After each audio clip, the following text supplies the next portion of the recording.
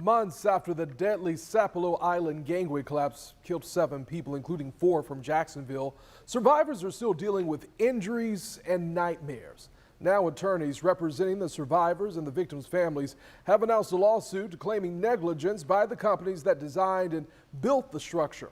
The attorneys held a news conference in Atlanta and also Meridian, Georgia this morning.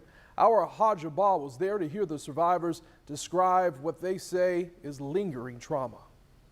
Here at Elm Grove Baptist Church, survivors and families stood side by side as their attorneys announced this new lawsuit, saying the incident that happened could have been prevented. A tragedy of unbelievable proportions. The Mance law firm says the gangway collapse, which killed 7 and sent more than 20 people into the water, never should have happened.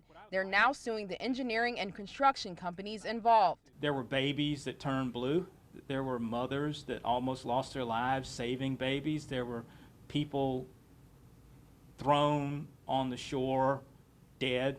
The attorneys are seeking damages for both physical injuries and emotional trauma. Many of the victims were on Sapelo Island for a cultural day celebration when the gangway collapsed.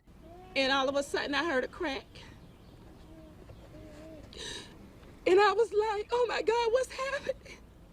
What's happening?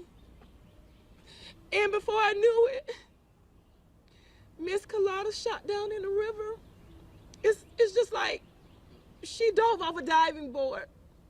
I could see her whole body and her walker go underwater. 8 months later, survivors like Michael Wood says he still has nightmares. Sleepless nights sometimes, replaying everything in my mind, seeing my daughter hanging on the side, finding out my wife and my youngest daughter are missing.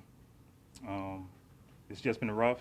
Now, we're still working on getting responses from the companies that were named in this lawsuit. We'll continue to give you guys more updates on air and online right here on First Coast News in Meridian, Georgia. Hajj Abba, First Coast News, on your side.